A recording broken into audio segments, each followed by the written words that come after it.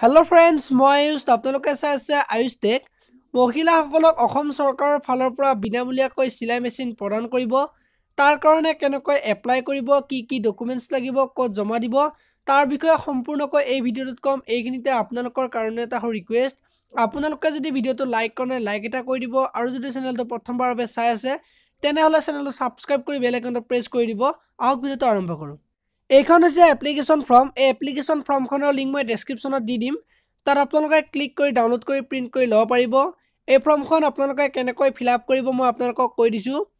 ইয়াত দিয়া আছে application form for the free supply of sewing machine name of the applicant ইয়াত আবেদনকাৰী নেমটো দি দিব তাৰ পিছত আপোনালোকে মেল ফিমেলটো আপোনালোকে ইয়াতে দি দিব নেক্সট আপোনালোকে ইয়াতে সম্পূৰ্ণকৈ এড্ৰেছটো আপোনালোকে ইয়াতে দি দিব তাৰ পিছত আপোনালোকে ডেট অফ বাৰ্থটো দিব যদি আপোনালোকে ডেট অফ বাৰ্থটো নাজানে তেতিয়াহলে আপোনালোকে ইয়াতে এজটো বহাই দিব তাৰ পিছত আপোনালোকে ইয়াতে কাষ্টটো লিখি দিব আপোনালোক এসটি হয় নে এসসি হয় নে ওবিসি হয় আপোনালোকে ইয়াতে লিখি দিব নেক্সট ইয়াত দিয়া আছে under what reason the sewing machine request আপোনালোকে সিলাই মেচিনটো কিহৰ কাৰণে অনুৰোধ কৰিছে তলত চাৰিটা অপচন দিয়া আছে আপোনালোকৰ ইয়াত জিতু হয় আপোনালোকে এটা টিক মাৰ্ক লগাই দিব এক নম্বৰটো হৈছে পৰ মানে আপোনালোক যদি দুখীয়া হয় তেতিয়ালে আপোনালোকে এক নম্বৰটোত আপোনালোকে টিক মাৰ্ক লগাই দিব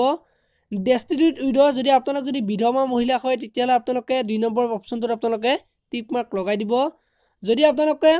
স্বামীৰ পৰা আপোনালোকে পৃথক হোৱা মহিলা হয় তেতিয়ালে আপোনালোকে ডিচাৰ্টেড ওয়াইফৰ আপোনালোকে টিক মাৰ্ক লগাই দিব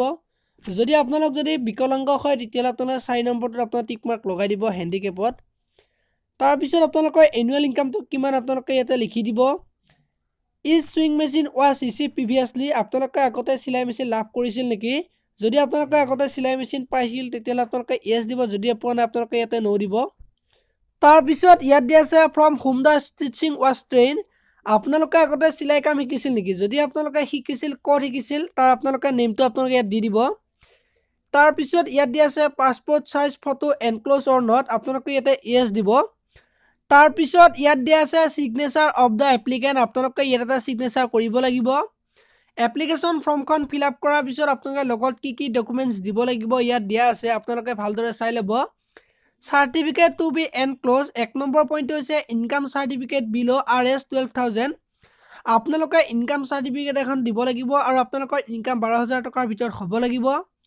দুই নম্বৰ পইণ্ট হৈছে প্ৰুফ ফৰ এজ আপোনালোকৰ বয়সটো 20 ৰ পৰা 40 বছৰৰ ভিতৰত হ'ব লাগিব আৰু আপোনালোকে এজ প্ৰুফৰ কাৰণে আপোনালোকে এডমিট কাৰ্ড বা আপোনালোকে আধাৰ কাৰ্ড বা পান কাৰ্ড আপোনালোকে দিব পাৰে 3 নম্বৰ পইণ্ট হৈছে ইফ হ্যান্ডিক্যাপ মেডিকেল সাৰ্টিফিকেট যদি আপোনালোক যদি বিকলাংগ হয় তেতিয়ালে আপোনালোকে মেডিকেলৰ সাৰ্টিফিকেট এখন দিব লাগিব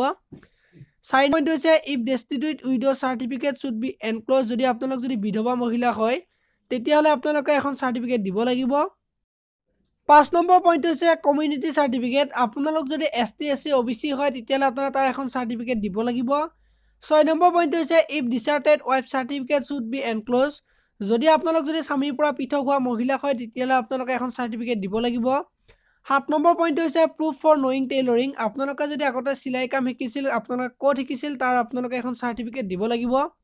8 নম্বৰ পইণ্ট হৈছে পাসপোৰ্ট সাইজ ফটো আপোনালোকে এখন পাসপোৰ্ট সাইজৰ ফটো দিব লাগিব এপ্লিকেশ্যন ফৰ্মখন ফিলআপ কৰাৰ পিছত আপোনালোকে ব্লকত গৈ আপোনালোকে সাবমিট কৰিব লাগিব সাবমিট কৰাৰ পিছত যদি আপোনালোকৰ ফৰ্মখন যদি এপ্ৰুভ হয় তেতিয়ালে আপোনালোকে এটা বিনামূলীয়াকৈ সিলাই মেচিন লাভ কৰিব আপোনালোকে যদি ভিডিঅ'টো চাই ভাল পালে তেনেহলে লাইক শেয়াৰ এণ্ড সাবস্ক্ৰাইব কৰিব ধন্যবাদ